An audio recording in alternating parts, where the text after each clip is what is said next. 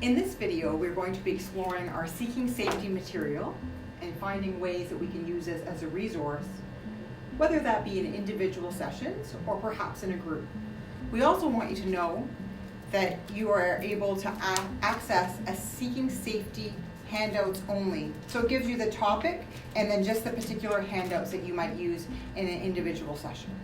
There are 25 sessions in all, and we'll be exploring a few of them in this video. So Seeking Safety goals include managing trauma symptoms, coping with life without the use of substances. Now, Lisa Najovitz, who wrote Seeking Safety, does recommend an abstinence model. So when I use this with clients, I just include harm reduction language. But one of her goals is to cope with life without the use of substances, to learn how to take good care of yourself, to find safe people who can be supportive of you, to free yourself from domestic violence or other current abusive relationships, to prevent self-destructive acts, and to find ways to feel good about yourself and enjoy life. So this comes from a first stage trauma treatment lens and is a great tool to use with anyone who's interested in those goals that we just mentioned. So there are 25 topics in total. One of the things that you might want to consider is in group, we generally would go through a 10-week group. So people use the first week, which is Seeking Safety, the last week, which is Healthy Endings, and then there are 8 other options that people can choose from. Individually, you may choose to use all 25 topics using one per session. Or you may recognize, oh, my client's great at setting boundaries, they know when to say no, they know when to say yes. You might choose to skip that week and continue on from there. So there's a lot of variety of how much or how little you can use of the 25. So we're going to explore a few topics in this video. Some of those will include safety, detaching from emotional pain, which is Lisa's way of describing grounding, when substances control you, and self-nurturing. Those are 4 topics that are found in Seeking Safety, and we'll break down all 4 topics so that we can show you the different portions in the chapters in the Seeking Safety manual and how each chapter is kind of laid out the same and what each portion of each chapter looks like.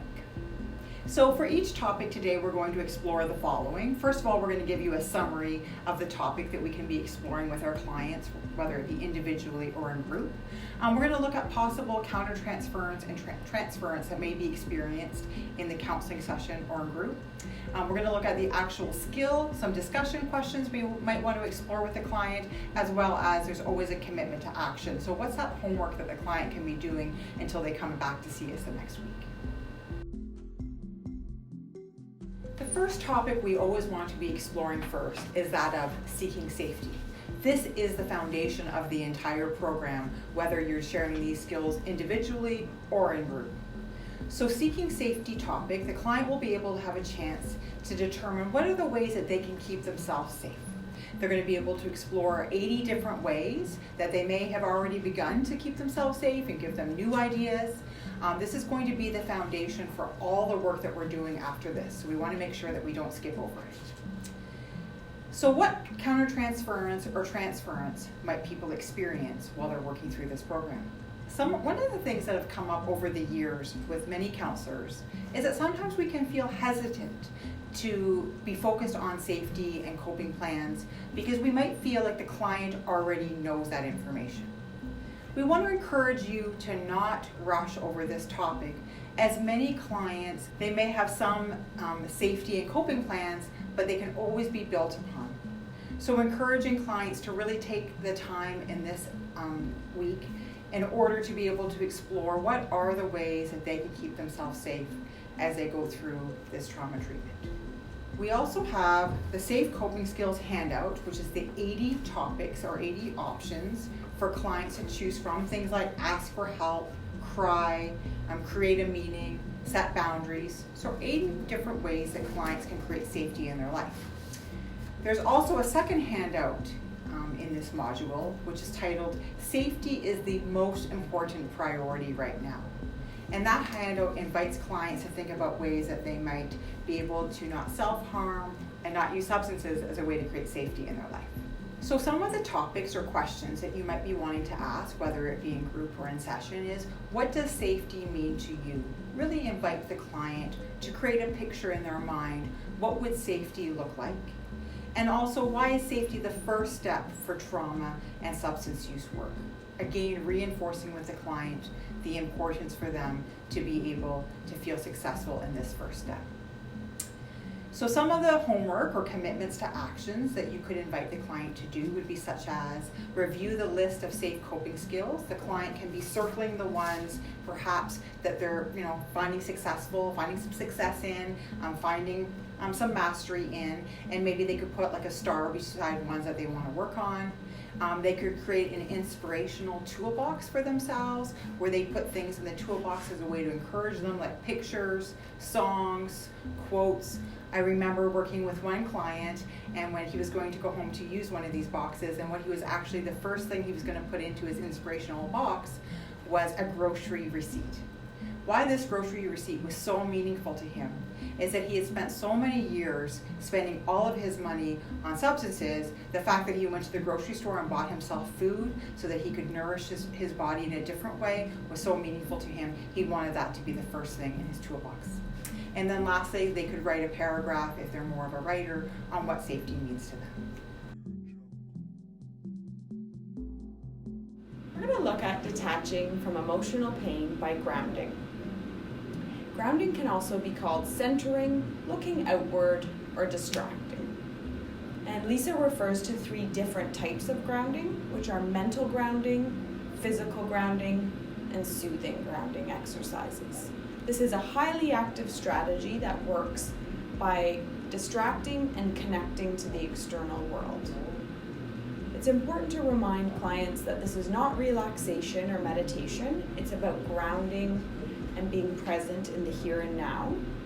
And it's also important to ask a client to rate how they're feeling before and after doing a grounding exercise so that they can get a sense of how it worked for them. You can also use grounding to help when clients are experiencing urges or cravings to use substances, to ground and become centered into the here and now. So here's a few things to consider if you were to do grounding exercises or to take out this chapter from Seeking Safety and teach some grounding or detaching from emotional pain skills to your client.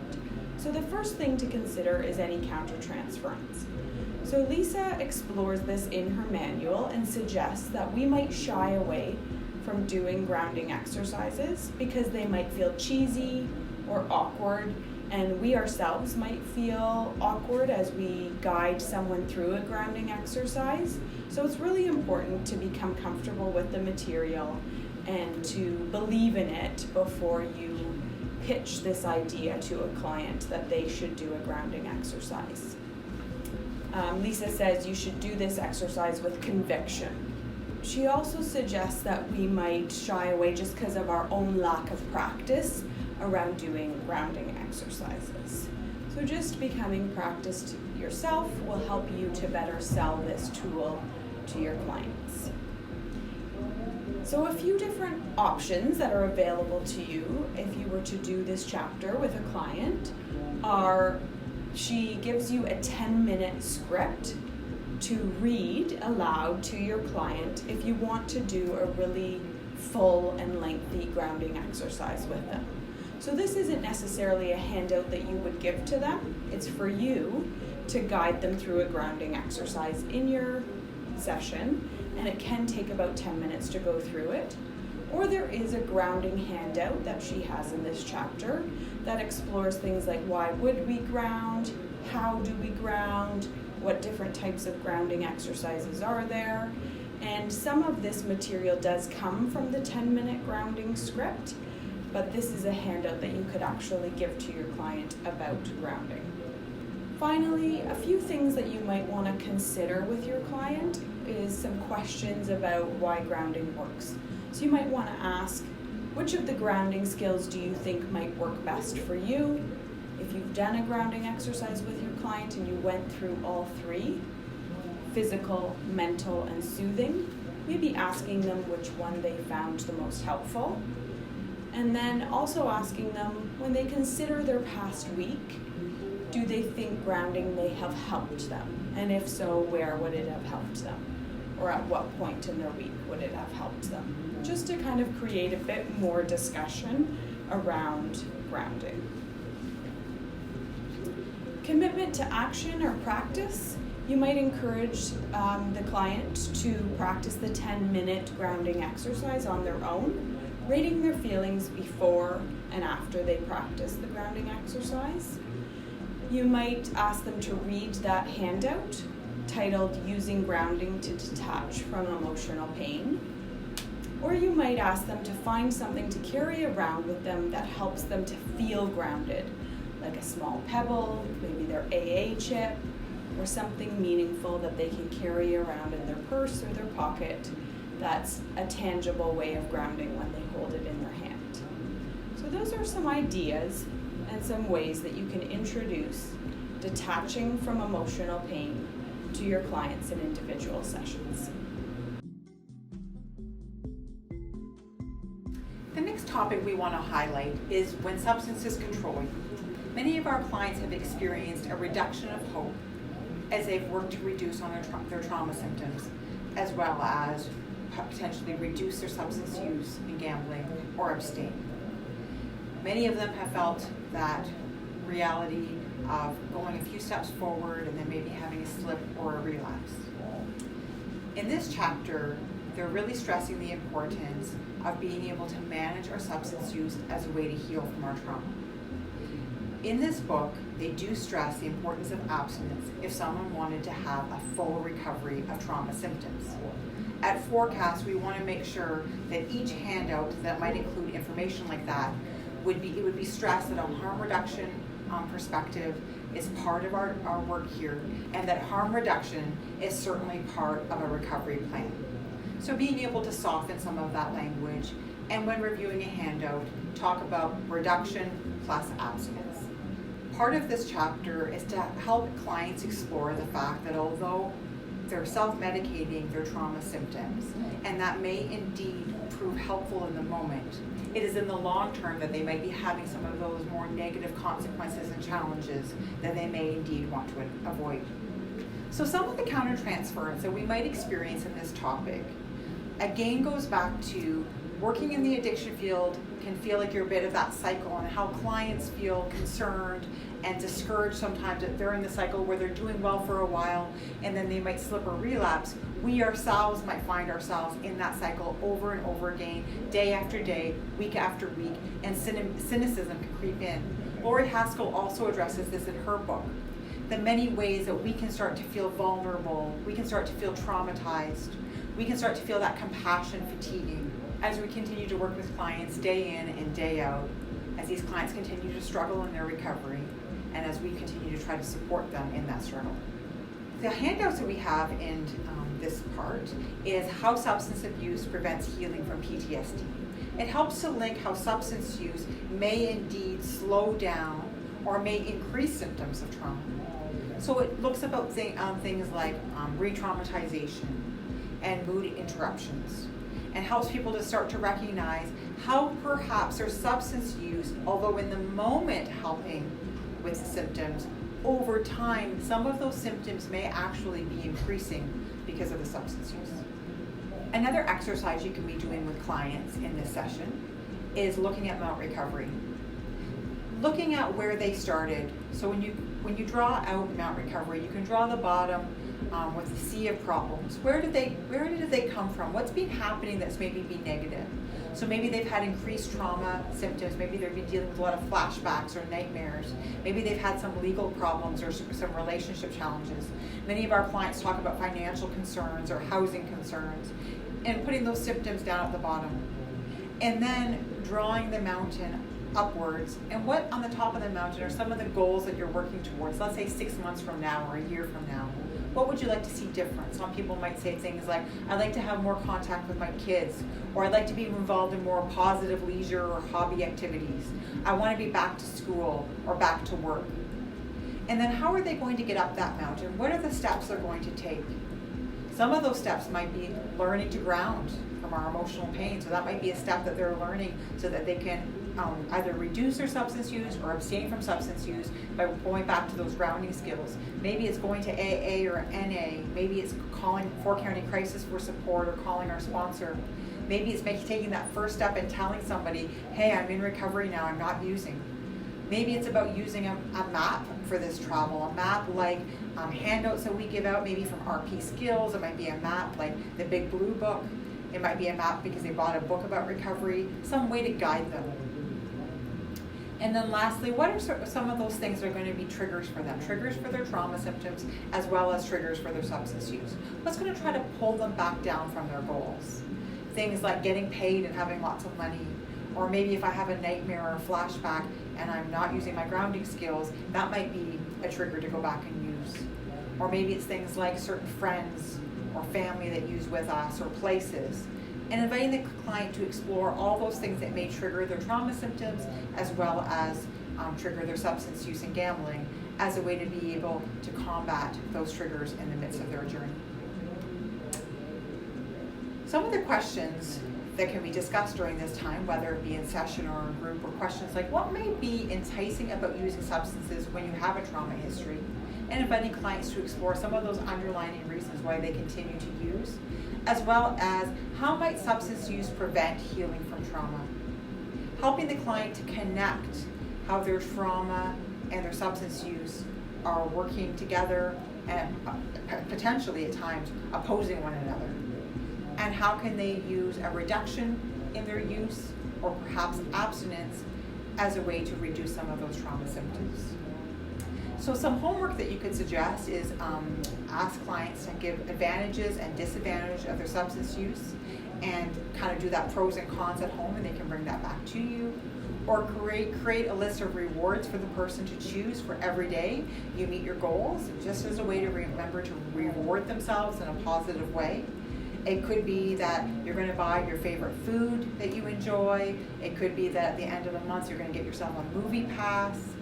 It might be that you get a book that you were hoping to have. Some way that you can reward yourself as you continue along this mountain recovery. This next topic is titled Self-Nurturing. It's another chapter in Seeking Safety that you could do while working individually with your clients or use in the Seeking Safety group. Self-nurturing is similar to the topic of self-compassion. They just both look at different pieces. So I'll show you a bit more of what's in the self-nurturing chapter, and just know that you can use this in combination with the self-compassion. So self-nurturing helps clients to find opportunities to increase their pleasurable activities, to focus on safe self-nurturing rather than unsafe self-nurturing, and to find simple pleasures that can bring much needed perspective. So some things to consider when presenting this topic to your clients are that as counselors we might feel jealous of the self-nurturing opportunities that clients get given to them. And so maybe we're hesitant or shy about bringing up this topic because we might feel like we are entitled to some of these opportunities and we ourselves don't make the time to do self-nurturing or safe self-nurturing. We can also feel defensive or hesitant to acknowledge our own problematic, unsafe self-nurturing, and so maybe we're hesitant to talk to clients or challenge clients about some of their unsafe self-nurturing because we ourselves might engage in those behaviors. So just some considerations to take into mind as you approach this topic with clients. When you do this skill building with clients, there's two different handouts that you can use from Lisa Najavit's Seeking Safety Manual. One is titled Safe and Unsafe Self-Nurturing. So the client can look through the list of unsafe self-nurturing ideas and check off things that they're trying to reduce in their life. And there's also ideas of safe self-nurturing that they could check off things they want to incorporate more in their life. And then there's also a handout titled A Gift to Yourself, which helps them to make a plan about how they could do more self-nurturing in their life. 2 different handouts to help them explore self-nurturing. Some questions or discussion that you could have with them about self-nurturing is asking, how can you re-parent yourself by creating opportunities for healthy fun and pleasure that you may not have received as a child? You could also ask, how can you give yourself permission to self-nurture? This is a great place to start with people because they may not even allow themselves the opportunity to take care of themselves. Or you could ask, is self-nurturing selfish? And just get some of their views or opinions and beliefs on that. Commitment to action or homework or ways that they could practice this when they leave your office is writing a letter to themselves, giving themselves permission to engage in that safe self-nurturing. Also trying one new activity before the next session where they engage in a bit more self-care. So those are a few ideas about how you could incorporate the Seeking Safety chapter of self-nurturing into your sessions with clients. Some of the ways that you can encourage yourself to use this material is, number 1, use it to enhance an individual session. Perhaps your client isn't quite ready yet to go through all topics, but they come in, you recognize there's some emotional distress, go ahead and grab the grounding handout and work through that one handout with the client. Or perhaps the client's with you and you're noticing a lot of self-judgment and negative talk. Maybe pull out the material for self-compassion or self-nurturing as a way to again enhance that individual session. You might again want to work through all the sessions 1 to 25 as part of a case treatment plan. So in your case treatment plan, you might be including that they're going to be abstaining or reducing, that they're going to come to forecast bi-weekly, that they're perhaps going to be attending RP skills group, and something to be including in this case treatment plan is work through the Seeking Safety topics one by one. And lastly, use these topics in one-on-one sessions as a way to really reinforce the learning that the clients are doing in Seeking Safety. So if your client is attending the closed Seeking Safety group, making sure that you touch base with the facilitators to know what topic they explored that week, and then you can then reinforce some of that learning together in session. So in conclusion, our hope is that as you become familiar with this material, you'll be able to use it frequently and readily in your individual sessions, and that your Seeking Safety manual will be well worn in time. If you're ever facilitating Seeking Safety group or interested in this opportunity, this video just helps to explain all the different ways that Lisa Nadrovitz goes through the material. There's 25 different topics that are all broken down exactly how we just broke them down in the last 4 different topics that we went through. And when you facilitate this in a group, you'll do that exact same format. You'll just present it to the client by doing the group and offering a check-in, a quote, the material, and then a checkout.